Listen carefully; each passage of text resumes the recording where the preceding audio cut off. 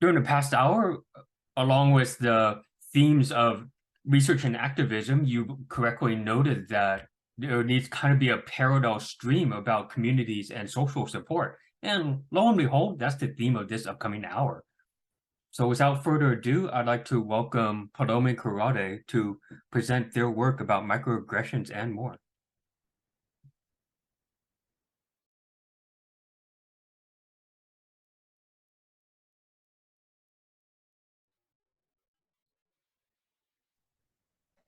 Palomi, are you there?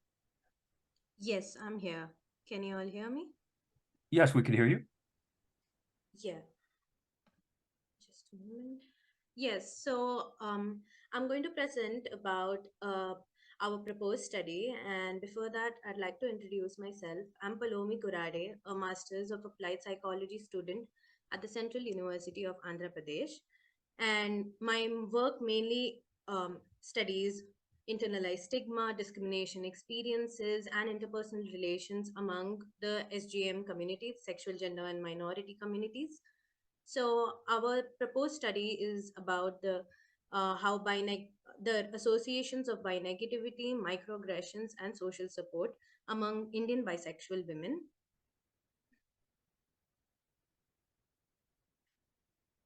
So the term biphobia was first coined by Bennett in 1992, and they defined it as a prejudice against bisexuality. That is how that is same as by homophobia, for example, but around for bisexual individuals. So, in our proposed study, we will be using the term binegativity instead of using the term biphobia, as it it just stems from negative cognition and a lack of support for civil rights. So, as Ox in 1996 stated that bisexual individuals face a form of double discrimination. This is the discrimination faced by bisexuals from both the heterosexual and homosexual communities. And bisexual people have reported to internalize these oppressive forces, such as experiences of isolation, prejudice, stigma, and shame surrounding binegativity, and this is similar to the internalization patterns of homophobia by gays and lesbians. Internalized binegativity, as defined by Hutchins and Kamanu in 1991, is known as the process by which people come to believe the stereotypes and misinformation the dominant culture communicates about them. In global literature, we have seen that binegativity has been closely associated with different mental health concerns, and social support has been identified as a protective factor against these mental health outcomes. However, um, minority stress has been studied through the minority stress framework by Mayer, and it's widely been studied in the global literature. However, it has been studied much in the Indian research context. Like a quick search on any academic database with the terms bisexuality, Indian, or India will prove this point. There has been a dearth of literature examining bisexual Indian bisexual populations, and a recent study revealed that more Indian women support bisexuality than Indian men, which can imply that the gender of social support may have a role in bisexual specific discrimination. Researchers also suggested that measuring bisexual specific stressors would provide more information for improving bisexual women's health. The objectives of a study are mainly to investigate the impact of microaggressions, perceived social support, and externalized binegativity on the levels of internalized binegativity among Indian bisexual women. We will be seeking answers to three primary research questions. How do microaggressions predict levels of internalized binegativity? How do perceived social support from family, friends, and significant others predict levels of internalized binegativity? And how does externalized binegativity predict levels of internalized binegativity among Indian bisexual women? here are the methods that we will be using. We will use a snowball and purposive sampling method to identify to recruit self-identified bisexual women who are aged 18 years or older and are of Indian descent. Our design, sorry for the error here. Our desired sample size would be around 80 to 100 bisexual women, and these participants will be recruited through different online platforms like emails, messages, listservs, and different social media networking sites. Each participant on completion of the survey will be further asked to send the study link to other potential participants. And we will be trying to compensate the participants through raffle draw Amazon gift cards.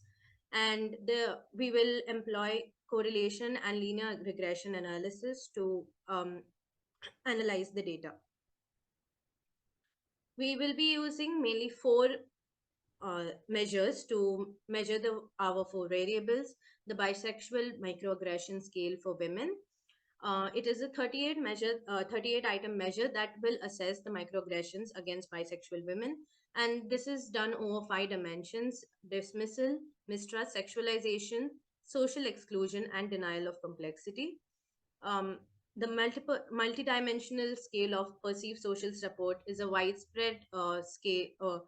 It's it's a widely used scale for measuring social support from family, friends, and a significant other. Anti-bisexual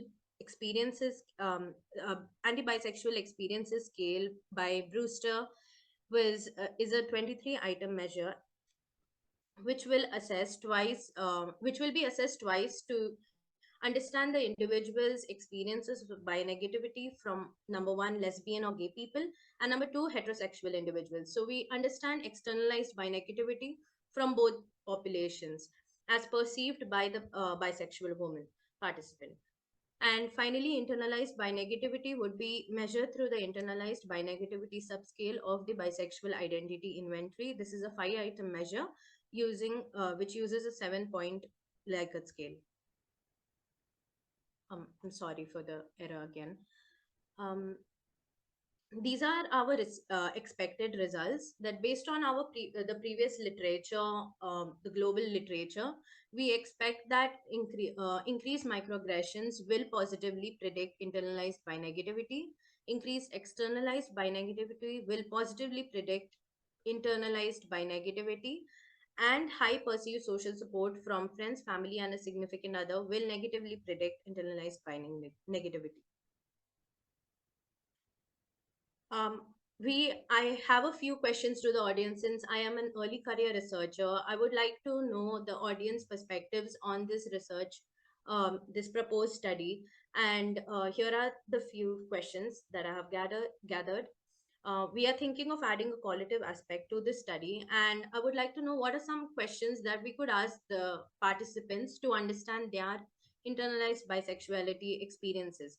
What I want to do through the qualitative aspect of the study is to understand where these bi negative experiences or thoughts stem from. Where is the stigma really coming from? Is it from their interpersonal relationships? Is it from uh, the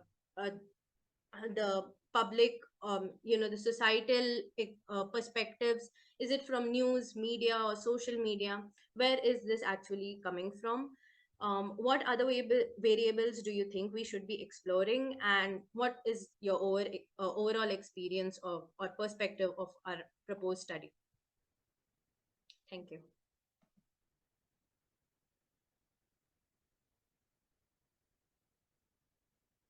Thank you, Palomi. As the speaker requested, are there any experts in the room who could give guidance to this incoming project?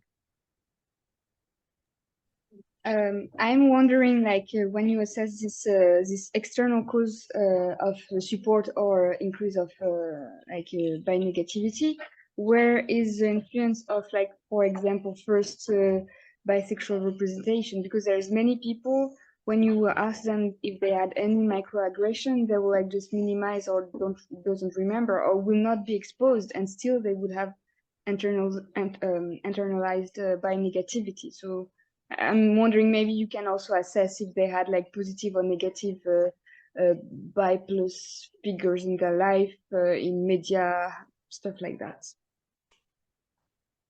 Thank you so much, Floria. That's really helpful.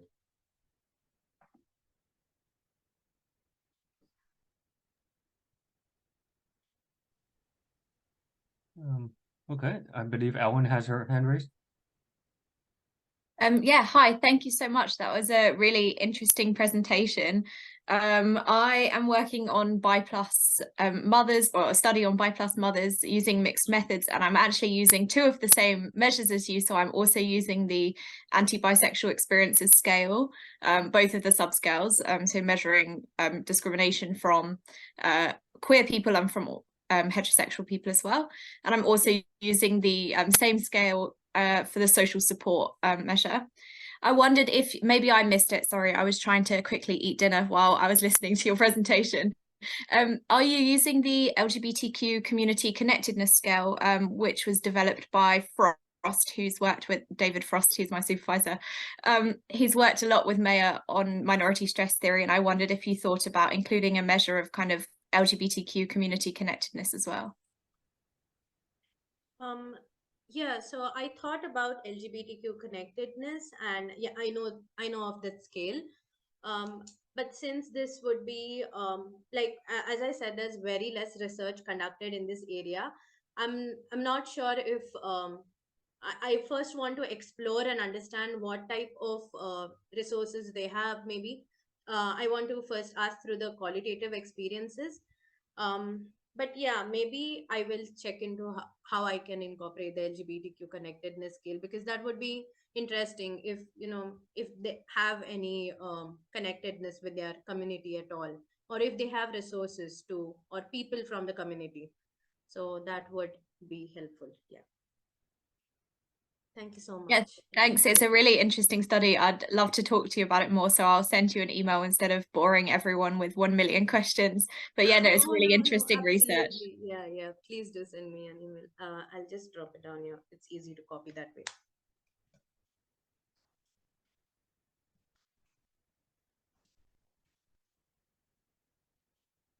I have another question. I have seen very few studies that differentiate between like bi and pan, and I know there's also other labels that exist, but the very few stuff I found online about that, like the academic research, would say that pan people have like greater mental health issues, but greater connection to LGBT community.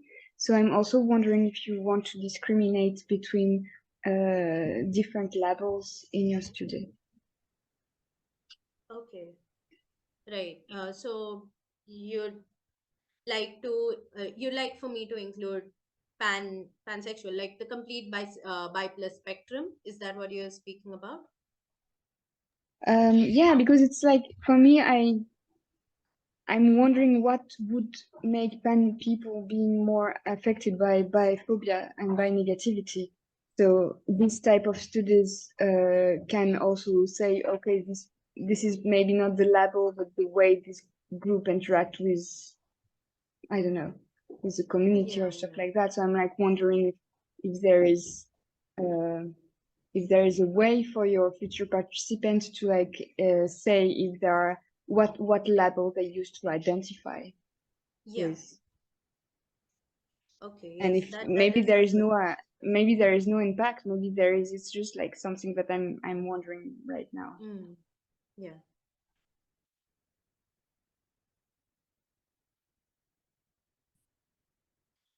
But I see minority almost as the go to wherever.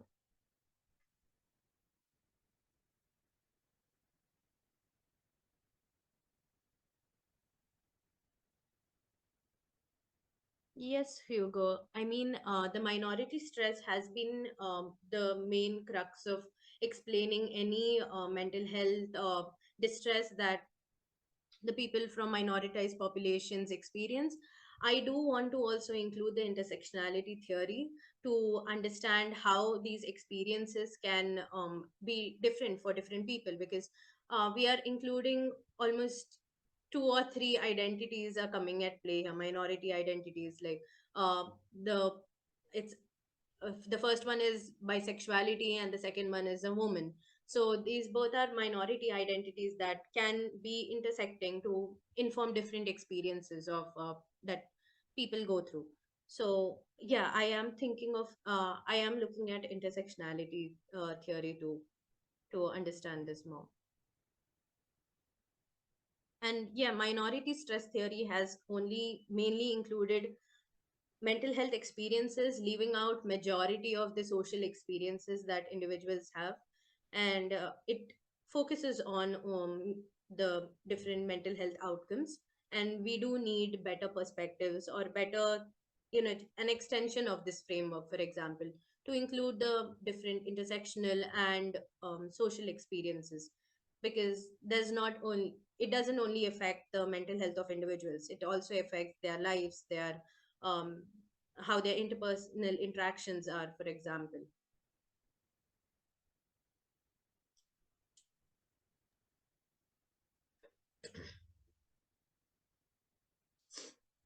Awesome. Would, Well, yeah. and if I may say so, we are looking forward to seeing the results of this work at next year's conference. So if you have any more ideas for Speaker Palomi, please put them in the chat, and we'll proceed with the schedule. Up next, we have Merlin talking more about community support. Whenever you're ready.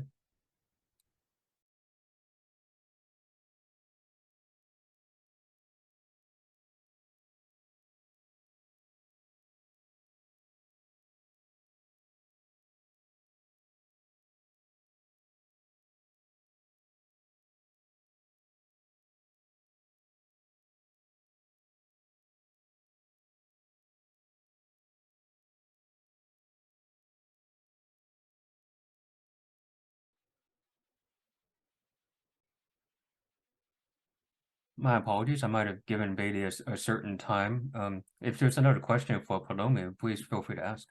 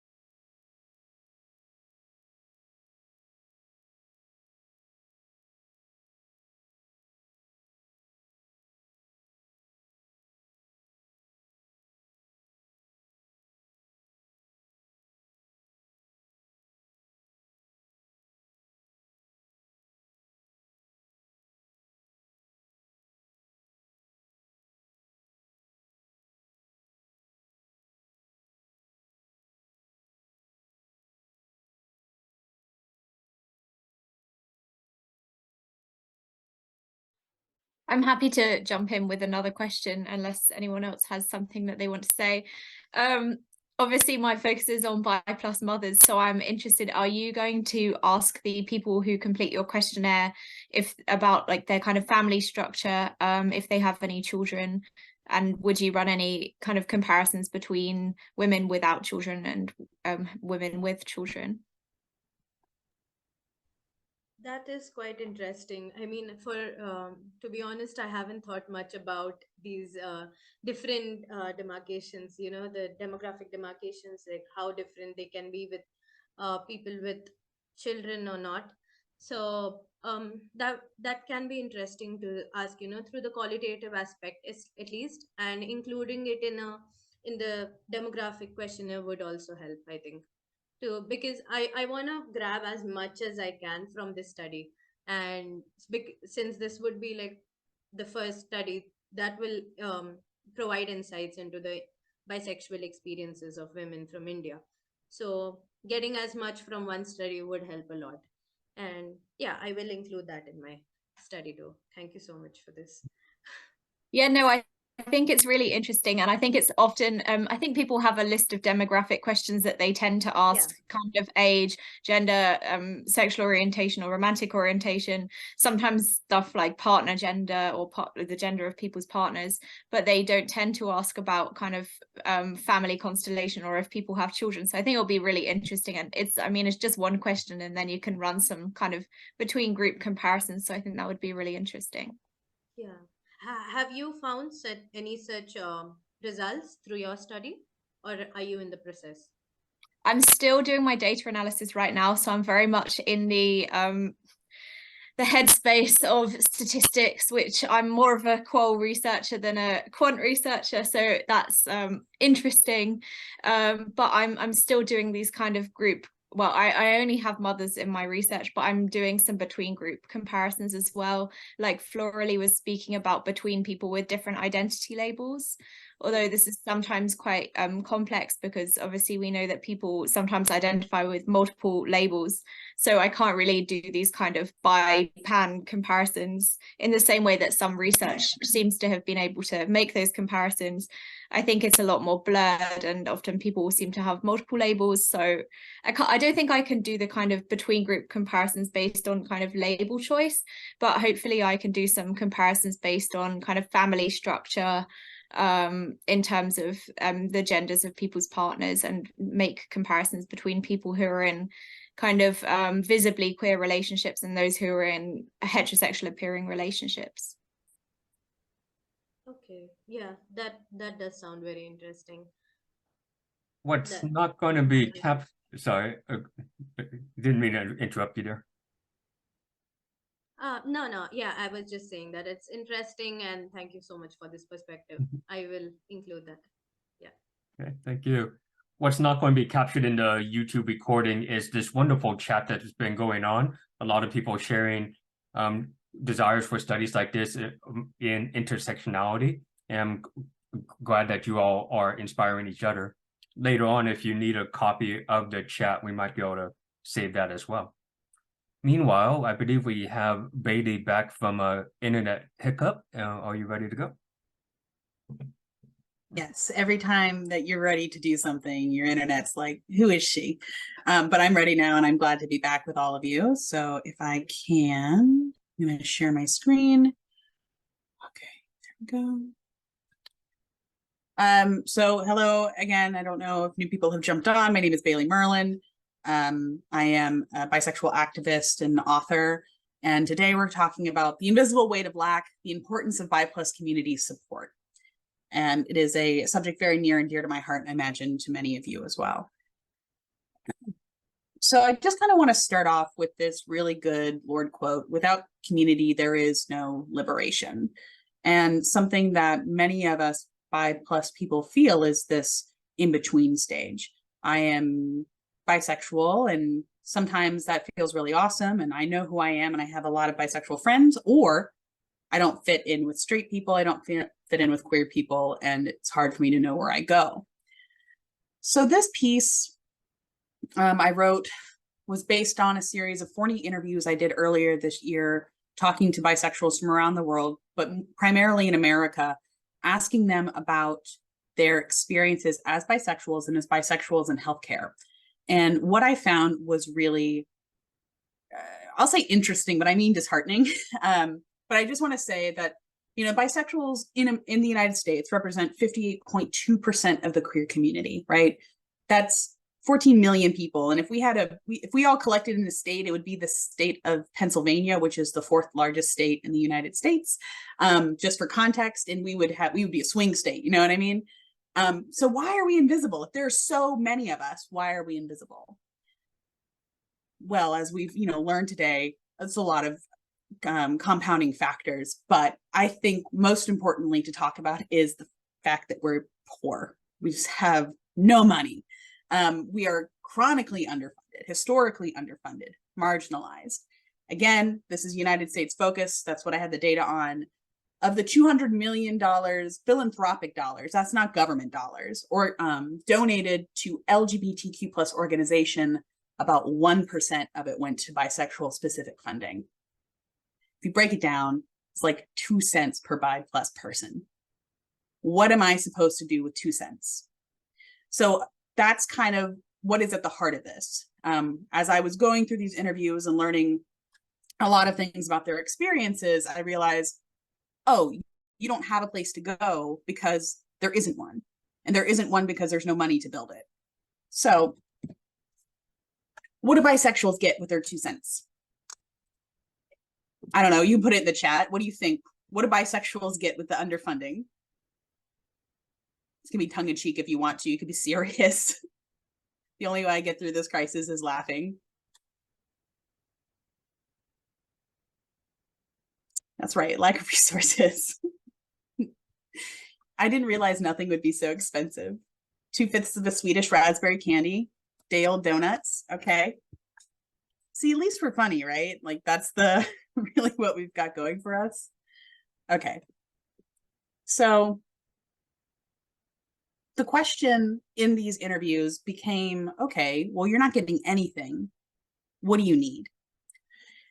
I interviewed, again, 40 people, ages 19 to 72. Most of them were in their 20s.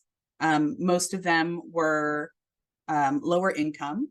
Most of them were white, and most of them lived in rural areas. And this recurring theme of what do you need was, I just need a place to go. I just need a community. I just need people who get me.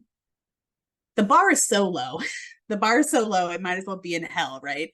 But this idea of bisexuals, what we really want and need is just people who understand us, who do not tell us that we don't belong because we're not queer enough, or feel uncomfortable with us because we are sex crazed monsters. And, you know, these pervasive stereotypes against us really prevent us from getting the assistance we need, really prevent us from getting the funding that we need. But again and again and again and again, number one priority was community. Number one thing was, I want friends. And so I asked them, where do you find friends? If you were looking for a safe space, we've talked about this already, Reddit, Discord, online spaces, which I know we'll talk about more as we go on later today. People said that they felt comfortable in theater groups. They felt comfortable going to the one queer bar in the state, but they didn't feel seen. They felt, yes, I'm allowed to be here because I'm queer, but I can't talk about anyone about the fact that I'm bisexual. And I just think that's really sad. So what can we do? You're probably looking at this like accidental Renaissance picture and thinking, what is this doing here? The idea of what can we do is such like a simple question as bisexuals, like what can we actually do about building community, and why is it so important? I live in an intentional community. I have, given on the day, 9 to 10 roommates, and it's very intergenerational, as you can see. And on accident, a lot of us are queer. Like, we didn't come to this place because we were all bisexual, but statistically speaking, you know, if 2% of the American population is queer, then we're double that. They're like 4% of us are identified as bisexual. And it's because queer people cluster.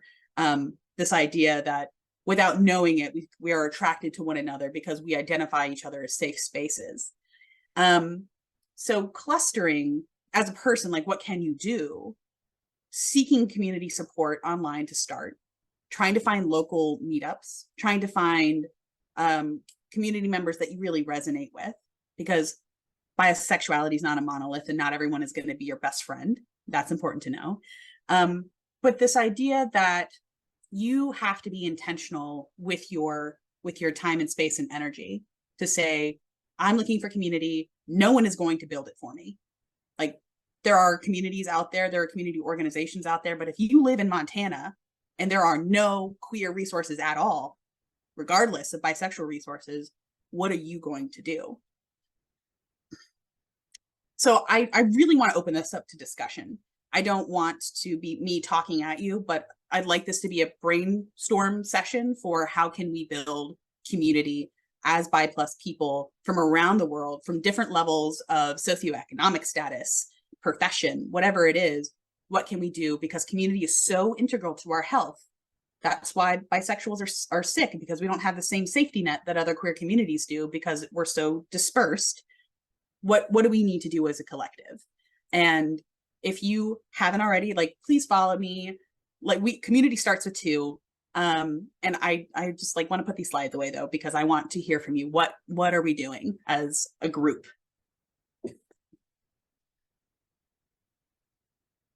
I know it's like a big question. Also, if there's anybody here who feels that they don't have a community, this might be a good place to ask and might be able to find one right now. Yeah, I love that too. Like, where are you in the world? If you live in Massachusetts, we could be friends.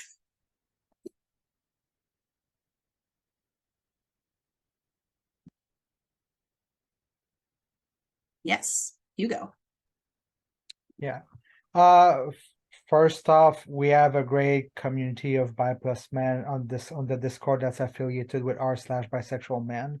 I'll put the link in the chat if that's something that's relevant to you. And we have a very broad and flexible definition of men, and that includes a lot of non-binary folks also. And that's basically anybody who thinks that they fit there, like that's a place for them.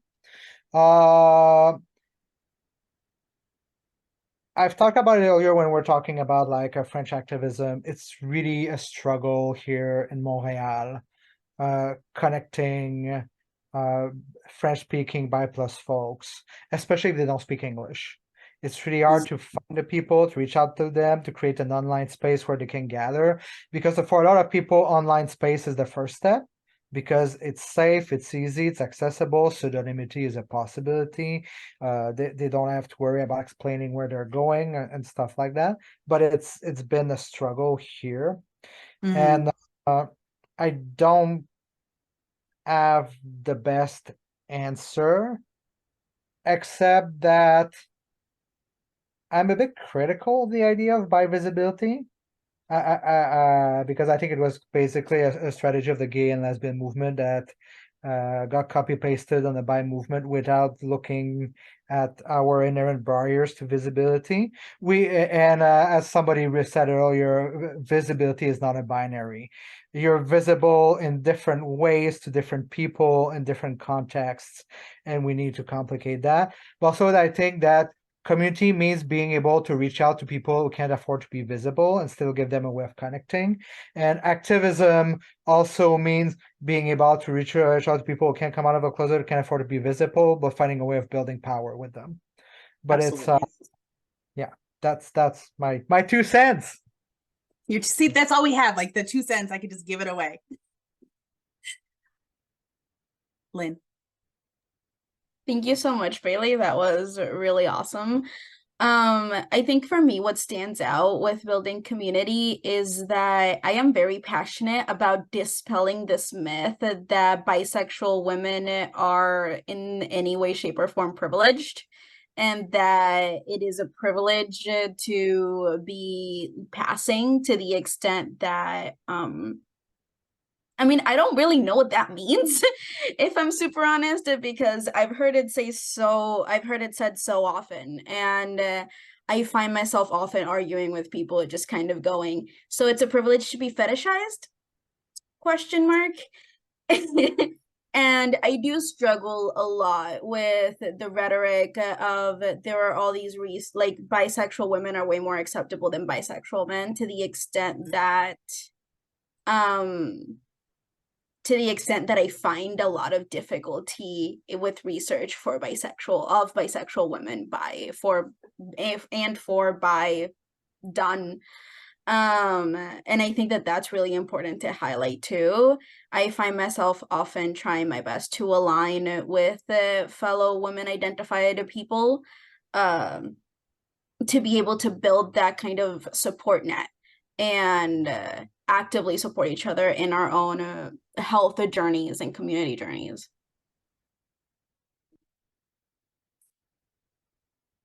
Kurade?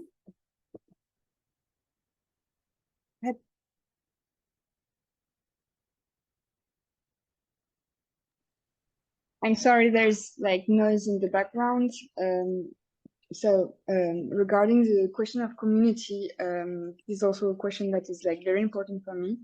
I need to mention, I didn't say it during the panel about French activism, but we had some community, bisexual community that destroyed themselves by very intense and violent conflict in the groups.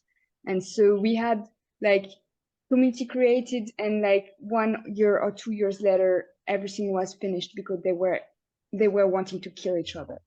So I'm also thinking like when we think about being intentional by doing a community, we need also to be very intentional about the fact that queer people and bi people, particularly, who are traumatized, we lack social ability.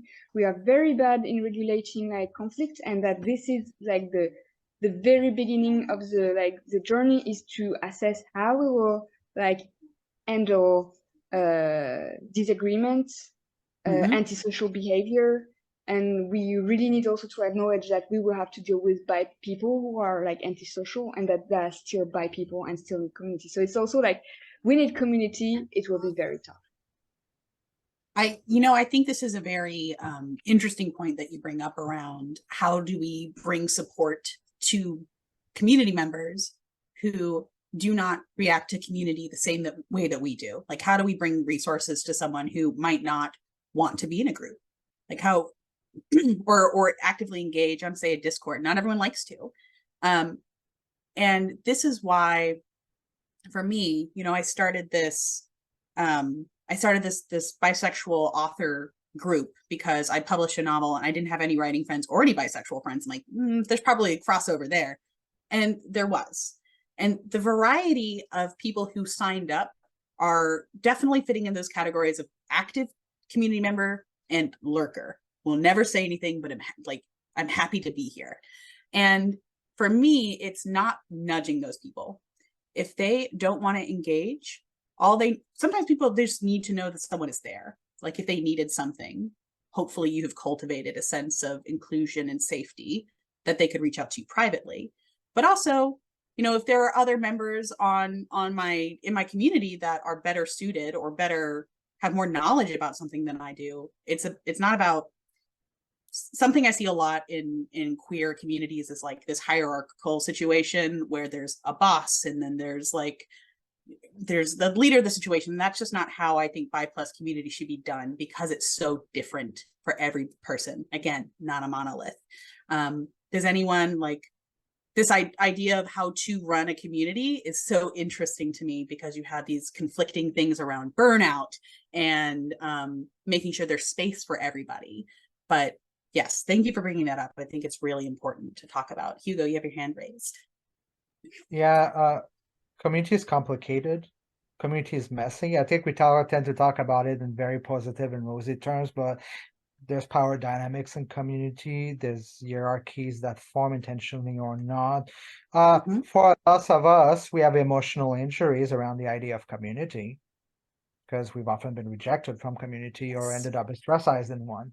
And if you're building community, you need to account for that. And it's hard because that's dealing with people, and dealing with people is hard. And it's that's what community is. But I think it's I'd suggest people take the complicated view on community and not the rosy view. And building good conflict resolution skills and good facilitation skills, that's not like a miracle solution, but that and it's that's my number one recommendation to people when they say they want to start a community. It's like, have you taken a class in conflict resolution yet? Because that's going to be your number one. That's going to be your greatest tool in the box, because people are going to people and they won't always get along. So if you take anything away from this conversation, other than the fact that we should build community with one another, it's how can I be a better conflict resolver for not just me, but to help other people through a tough time. It's all good stuff. Yeah, I hate to cut this particular conversation short, but throughout the day, we've been hearing about maybe gaps in the community forming and how that might be handled with some technology, some online support, which is what our next speaker may be telling us about. Isabelle Guertin will be talking about the lived experience of emerging adult bisexuals receiving online social support. So Isabelle, whenever you're ready. Yeah, thank you. I'm just going to share a poster here. Okay, so hi folks. I thank you, Bailey. I feel like that was a really good way to transition, just to start with why social support is so important. But my name is Isabelle Guertin. I am a counseling psychology master's student at Adler University in Vancouver, currently residing in Montreal, finishing up my degree and my thesis here, which is the lived experiences of emerging adult bisexuals receiving online social support. So I'm just going to try to zoom in a bit here. So I don't think I need to explain to you folks why social support is important, or that it is important for bisexuals and their mental health. And also that it's difficult for them to get this social support for a variety of reasons, whether they're in a town that doesn't have a lot of LGBTQ plus spaces, or the spaces that are available to them aren't inclusive or welcoming to bisexual folks. And so the internet might be an answer to this problem, where you can access people from all around the world and find people that have similar experience to you, that understand you, can provide support to you. However, the research on online social support in the LGBTQ community has mixed results when it comes to mental health. Some of them show positive effects, some of them show no effects, and some of them even show negative effects with this population. And with bisexual research, of course, there isn't a lot said about the bisexual plus community in specific to online social support. They usually group with the rest of the LGBTQ plus community. So there are voices not being heard in this situation, and a lot of questions as to when is online social support helpful and when isn't it, and what are kind of the needs for bisexual individuals in relation to their well-being. So these are all the kind of questions that I directly ask bisexual folks using an online survey. So it's specific in knowing both the positive and negative experiences of navigating online communities and spaces, how that impacted things like identity development, so the coming out process, how people integrated, accepted, and view their sexual orientation, and what were their needs that were missing for well-being as well, just outside online social support. Because I am training and going towards a psychotherapy license, I was really interested from a counseling perspective, both of online communities as a resource that I could potentially advise them to go to, and also to help them navigate through that experience, since I do want to work with younger people in the broader LGBTQ plus and in the bisexual plus community as well. So I posted this online survey in different spaces, mainly Discord, Reddit, and Facebook, both LGBTQ plus and bisexual specific spaces as well. And with these answers, I basically coded them and organized them into themes to get a broader view of this specific sample. That's just some little demographics there for you, just quite a diversity here in this range. And as you can see here, this ordering of the social media platforms are what it goes in order of what most people picked to the least picked, and there's a little bit more there, but Discord and Reddit were definitely the top two, probably because that's where my recruitment was towards. And I also measured, just for the overall sample, offline versus online LGBTQ plus support. So 0 being no support at all, and 10 being having a lot of support. So you can see there that my sample had more support online, at least they perceived it. So just making sure, there you go, yeah.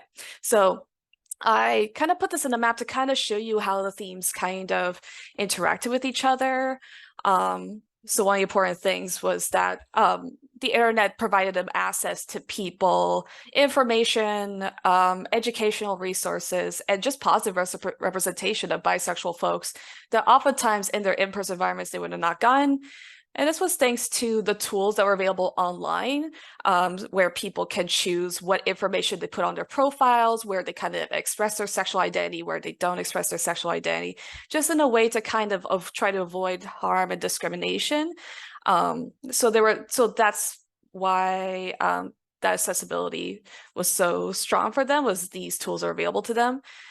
And on this side of the map, you can see that they were able, well, at least a lot of the folks in this sample were able to get direct connections with people with similar identities experience, and also just even viewing people interacting online, whether that be funny posts or just seeing people getting advice from each other, even if they didn't want to directly participate in these spaces, just viewing them made them understand that they were supported for their identity, or that their identity was accepted in certain spaces. And so both of these aspects did impact positively to identity development, both for sexual and gender identity.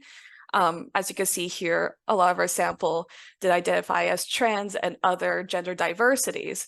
So this did lean into the gender identities as well. And back to some of the process, some of them came out online, and that was the first time they ever came out.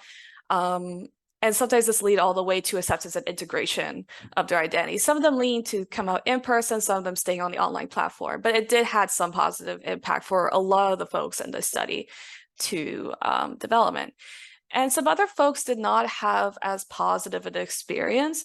So this was particularly for some folks that had other minority identities, including gender, ethnicity, and religion, more so for in-person environments, if they were mainly in Christian heavy environments. They just had trouble really navigating coming out and finding support and finding resources. For online social support, they found there were some folks that found that when they expressed these different identities, they were met with some stereotyping, microaggressions, and some other factors that made it harder to receive support from folks, because whether their experiences was different because of cultural background or things like that. So that was actually quite an important consideration that came up here. And of course, with this online spaces, there's inevitably going to be some discrimination that occurs. This largely depended on the online spaces. So some folks mentioned that if they were to express themselves in YouTube comments, for example, then some people would just come and attack them. But this can really happen in any space, including the LGBTQ plus and bisexual plus spaces. They receive some discrimination, which would be fought either by moderators or other people within the community. And so this impacts, well, both, the gender identity development and those experiences affected mental well-being. So there was kind of like mixed results there, of course, depending on what experience these individuals got. So some people find that online social support was a protective factor for dealing with the difficulties in their in-person environments. Some found it as like a coping tool, even call it like a lifeline when things got really difficult in their day-to-day situations. But for those who experienced quite a bit of discrimination online, this had a negative impact on them. And another important consideration here, so there are some barriers to receiving support for identity, mostly in person, but some online. This could be due to technical issues, or if they started going online when they're younger, parental controls and things like that can make it difficult to navigate online spaces. And then there are needs for well-being that the internet couldn't really provide. For some folks, it was that they find difficulty making deeper connections online, and they felt like the support they were getting online wasn't enough. And so they needed more of that in-person connection. For others, one important consideration was that they just needed basic resources, housing, money, food, and that was really missing and really important for their well-being. Another one was having the desire to come out in person, or really having difficulties navigating the lack of acceptance they're getting from families and friends. And so that was something that, despite getting support online, that just didn't really help with that aspect of it. And so I'm just going to leave these quotes here. This is just from a variety of participants, and I kind of color coordinated with the themes there just to show really the different aspects here. And I'm just going to really leave this up here, but also open it to the floor, whether you have questions about this kind of research, any additional considerations that, for future research on online social support that could be considered. Or if you have your own experiences. I was here like about an hour, 2 hours before, where people were talking about their own experiences, which I really appreciate. And there's definitely some things that were missed from this sample. So I'll just really leave it up to you folks, whatever you want to express. Thank you, Isabelle, for this wonderful presentation. And some people are already clamoring for the copy of this poster. Yeah, so I can try to attach it to chat after this for sure. Yeah, thank you. I have a couple of quick questions. Yes. Did the participants or you talk about the mobility of online space, and perhaps do the folks using online spaces have sort of a resilience to be able to maybe find a new space if the first one's not to their liking? Yeah, so that's something that wasn't necessarily talked about, jumping from one space to another.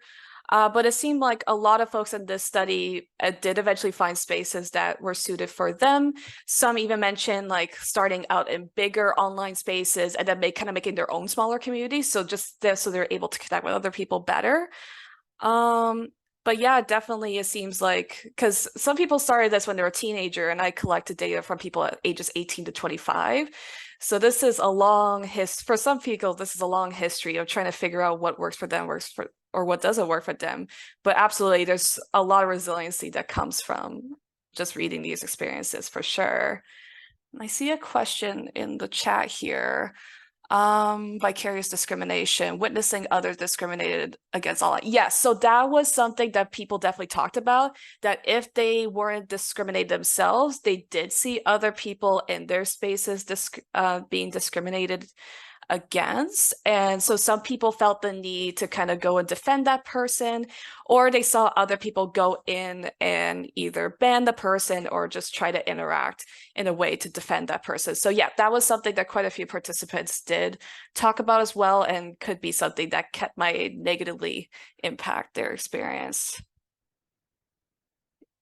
Yeah, absolutely, Bren. I can see yeah, how that could be really impacting to see people in a community you care about just being harassed against.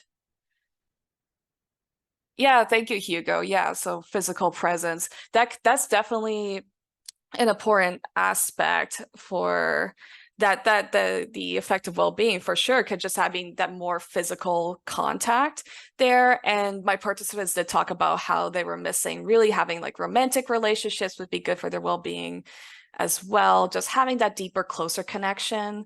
But yeah, in the in-person environment, it could just be hard to get that. But some folks in this study did talk about how they met people online and did transition into in-person relationships as well. So yeah, it definitely can be a great resource. It can also be quite difficult to make that have a larger impact than just through the screen-on-screen relationship as well. Yeah, thank you. Is there anyone else, any other questions, even just about this research or just about the topic in general, anything that came up for you as I was kind of describing the sample here?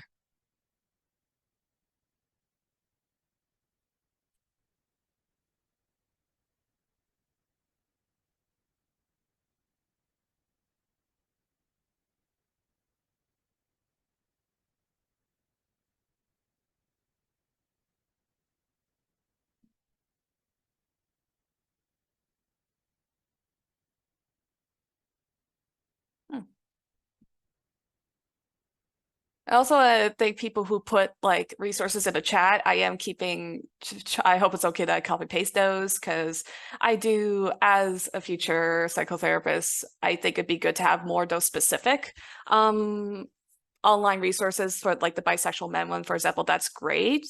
And that was one of the things I talked about in implication for counselors is, the more specific the community is to that person's identity, the more likely that would be a welcoming and supporting space for that person. Because again, even if it's an LGBTQ plus or bisexual plus space, it doesn't mean they're welcoming to other identities as well. There could definitely still be racism, sexism, transphobia that happens in these spaces as well. So that was an important consideration I hit there. I just really to understand how these online spaces works, whether it's an open space where anyone can see it or a closed space where you could only get it by invitation, how good the moderation is, if the rules specify that they're protective for LGBTQ plus or bisexual folks was another one as well. Just a lot of considerations. I guess this could go back to community building as well, just making sure you have all these safety tools available so the space can be as safe as possible, even when some bad faith actors end up getting into them, which seems to be the inevitable for quite a few people in this study.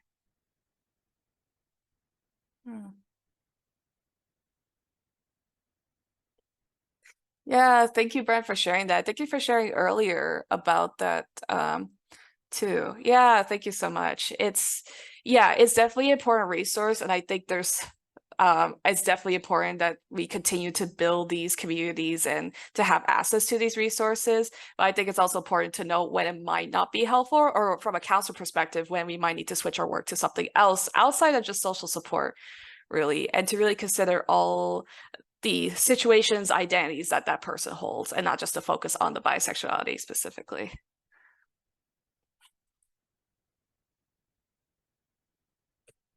Thank you, Hugo.